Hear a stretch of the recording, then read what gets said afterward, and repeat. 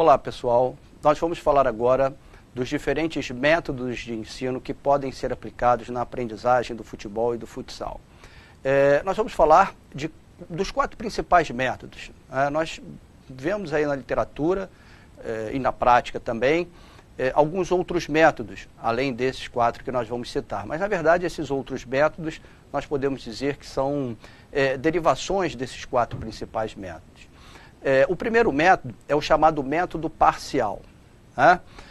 Esse método parcial, ele segue aquele eixo de aprendizagem que nós vimos chamado eixo analítico-sintético. Esse método parcial, como o próprio nome sugere, é a aprendizagem de partes do jogo para que eu possa chegar no jogo em si.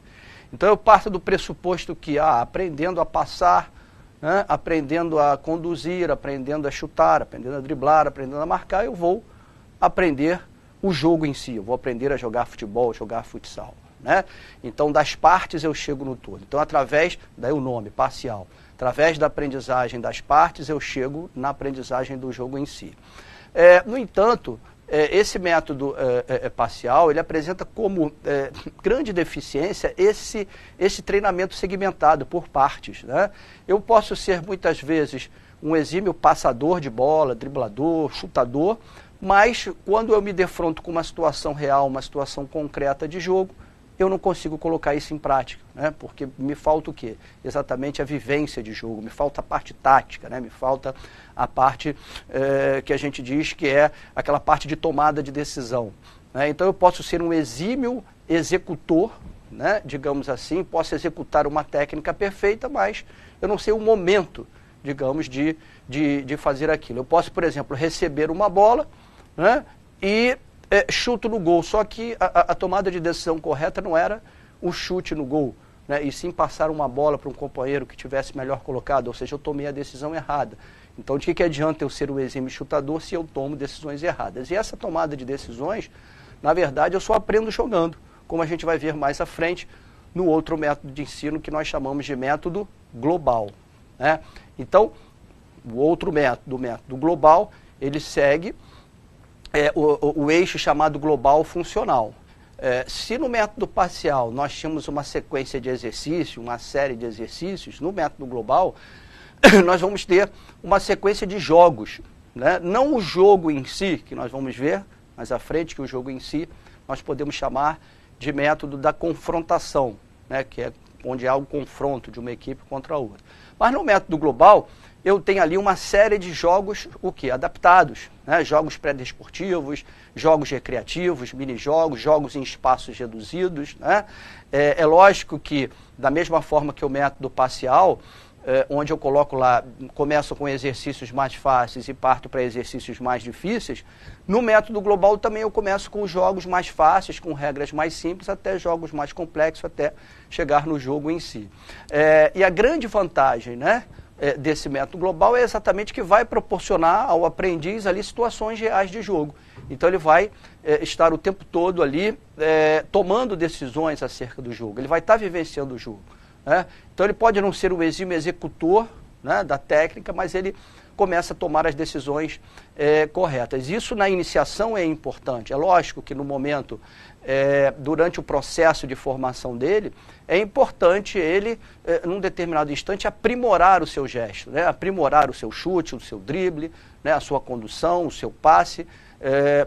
A partir, podemos dizer, lá dos 13, 14 anos, onde ele começa por um aprofundamento específico da sua técnica, é importante ele aprimorar esses fundamentos, esses elementos da técnica individual. Aí sim o método parcial ele adquire uma importância maior. Mas antes disso, no momento em que ele inicia, é importante que ele jogue, mesmo que não seja o jogo em si, mas ele passe por vivências, por situações de jogo. É isso que vai efetivamente fazer com que ele aprenda a jogar futebol, a jogar futsal, a tomar as decisões corretas durante situações reais de jogo. Existe um outro método, então falamos do método parcial, o método global, existe um outro método chamado de método da confrontação, que é, podemos dizer assim, o jogo em si, como o próprio nome sugere, é o confronto entre duas equipes. Então, no método da confrontação, eu divido 2 times, na prática, né, tanto no futebol quanto no futsal, a gente chama de treinamento em conjunto, treinamento coletivo. Né? Então eu vou lá, divido duas equipes e confronto essas duas equipes. É uma forma, né, de aprender o jogo em si. O problema do jogo em si é que ele pode causar, em determinadas circunstâncias, exclusão daqueles que são menos aptos. Né? Então, se eu tenho, muitas vezes é muito comum, né, divide-se dois times, seja na escola ou numa escolinha de iniciação, e aí, às vezes, você tem dentro de um time um mais fraquinho, né, um com pouca técnica. Então, quando eu coloco o jogo em si, provavelmente os que jogam um pouquinho melhor daquele time não vão passar a bola para esse que possui, digamos assim, uma técnica mais deficiente. Então, ele vai acabar sendo excluído. Né? Então, na escola, na escolinha de iniciação, é preciso muito cuidado com o método da confrontação com o jogo em si, porque isso pode gerar exclusão daqueles que são menos aptos. Quando você trabalha com equipe de rendimento, é um pouco diferente, porque aí você tem basicamente o mesmo nível técnico, e aí essa exclusão, né, digamos assim, ela pode ser minimizada. E por fim, existe um outro método que nós chamamos de método recreativo, como o próprio nome sugere, né, o método recreativo é aquele que propõe, seja através de uma atividade de exercícios, né, fracionados, né, semelhantes lá ao parcial, ou seja através de uma atividade de jogos, né, semelhante ao método global. Esse método, o método recreativo, a característica dele é o quê? Que seja uma forma lúdica, uma forma prazerosa. Né? Então, toda atividade tem que ter o caráter de ludicidade. Né? Então, se for um jogo, é um jogo de forma lúdica. Né? O método global, em determinadas circunstâncias, ele se assemelha muito com o método recreativo, na medida em que muitas vezes você propõe ali um jogo, uma atividade que acaba se tornando uma atividade lúdica, né? Uma atividade prazerosa para o aluno, seja qual for a faixa etária. Né? Sendo assim, diante desses 4 métodos expostos, né? O método parcial, o global, confrontação e recreativo, a gente pode entender que na iniciação principalmente, né? Quando a criança começa no futsal, ela precisa ter gosto por aquilo que ela está fazendo. Né? E normalmente a brincadeira, o método recreativo, o jogo, né? O método global, o jogo adaptado, faz com que ela adquira vontade, né, de fazer aquilo. Que, na verdade, a expectativa de quem chega, de quem está numa escolinha de iniciação, quem quer aprender uma modalidade, é jogar, é praticar. Né? Praticar sem, obviamente, uma exclusão, né? Como eu disse, quando você coloca em confronto. Mas através do método global e do método recreativo, você consegue estimular a criança. E motivação é fundamental para a aprendizagem.